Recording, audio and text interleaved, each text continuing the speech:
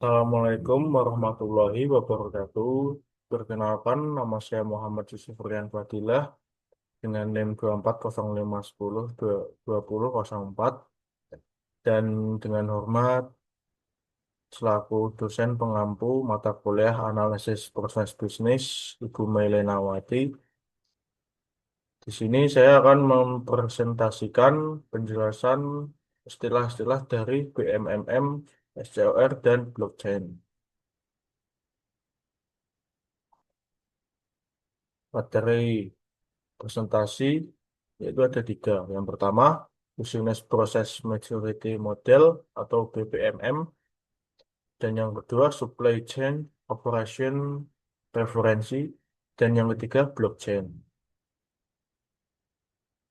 Apa sih itu Business Process Maturity Model? Business Business Process Maturity Model adalah kerangka kerja atau bisa dibilang framework yang digunakan untuk mengukur tingkat kematangan suatu proses bisnis dalam sebuah organisasi. Tujuannya adalah untuk membantu organisasi memahami seberapa baik proses bisnis mereka dikelola, dioptimalkan, dan disesuaikan untuk mencapai tujuan strategis. Dan level kematangan BPMM yaitu ada 5. BPMM biasanya terdiri dari beberapa level kematangan yang menggambarkan tingkat kematangan proses bisnis. Level-level ini seringkali didasarkan pada 5 tahap yang berurutan. Level 1 inisial, yaitu proses bisnis masih tidak teratur, tidak konsisten, dan tidak sulit diukur.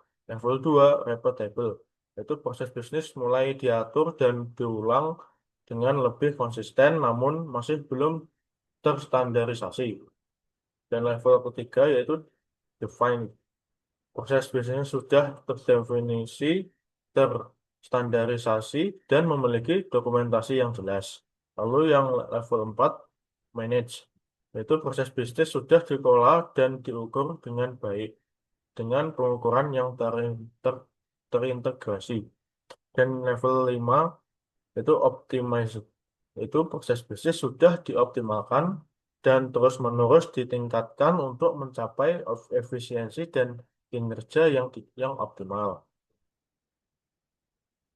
Lalu materi selanjutnya yaitu supply chain operation reference. Supply chain operation referensi adalah sebuah model referensi yang digunakan untuk mendefinisikan, menganalisis, dan meningkatkan kinerja rantai pasokan. Model ini dikembangkan oleh Supply Chain Council (SCC) dan bertujuan untuk memberikan kerangka kerja yang konsisten bagi perusahaan dalam mengelola dan mengoptimalkan proses rantai pasokan mereka. Lalu, apa saja sih komponen utama SCOR? Yaitu pertama, plan atau perencanaan. Proses perencanaan yang mencakup pengelolaan permintaan, perencanaan kapasitas, dan pengelolaan persediaan untuk memastikan bahwa produk tersedia sesuai kebutuhan. Lalu yang kedua, source atau sumber. Proses pengadaan bahan baku dan komponen dari pemasok ini mencakup pemilihan pemasok, negosiasi kontrak, dan pengelolaan hubungan dengan pemasok. Dan yang ketiga adalah make atau produksi. Proses produksi yang mencakup semua aktivitas yang terlibat dalam mengubah bahan baku menjadi produk jadi. Ini termasuk perencanaan produksi, pengendalian kualitas, dan manajemen proses. Yang keempat yaitu deliver atau yang keempat adalah delivery atau deliver pengiriman. Itu proses pengiriman produk kepada pelanggan. Ini mencakup manajemen pesanan, pengiriman, dan distribusi produk ke lokasi pelanggan. Dan yang terakhir yaitu return, yaitu pengembalian. Proses pengelolaan pengembalian produk dari pelanggan termasuk termasuk pengembalian barang yang rusak atau tidak sesuai serta pengelolaan limbah. Dan materi yang ketiga yaitu blockchain. Blockchain adalah teknologi yang memungkinkan penyimpanan data secara terdesentralisasi dan aman. Ini adalah struktur data yang terdiri dari serangkaian blok yang saling terhubung, di mana setiap blok berisi sekumpulan transaksi atau informasi. Blockchain dikenal karena kemampuannya untuk memberikan transparansi, keamanan, dan integritas data tanpa memerlukan otoritas pusat.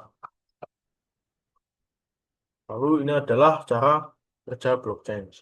Seseorang mengajukan permohonan transaksi, lalu permohonan tersebut diteruskan ke jaringan blockchain yang terdiri dari banyak komputer. Lalu validasi tiap node akan melakukan validasi menggunakan algoritma khusus. Validasi bisa berupa transaksi, kontrak, sampai catatan kejadian. Lalu transaksi dinyatakan komplit dan blok baru ini kemudian akan disambungkan ke blok yang sudah ada. Sambungan sambungan ini melibatkan parameter yang unik dan saling terhubung, sehingga mustahil untuk dimodifikasi di kemudian hari.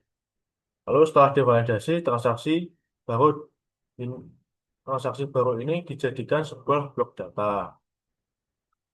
Sekian, sekian. Jika ada yang kurang, saya mohon maaf dan terima kasih.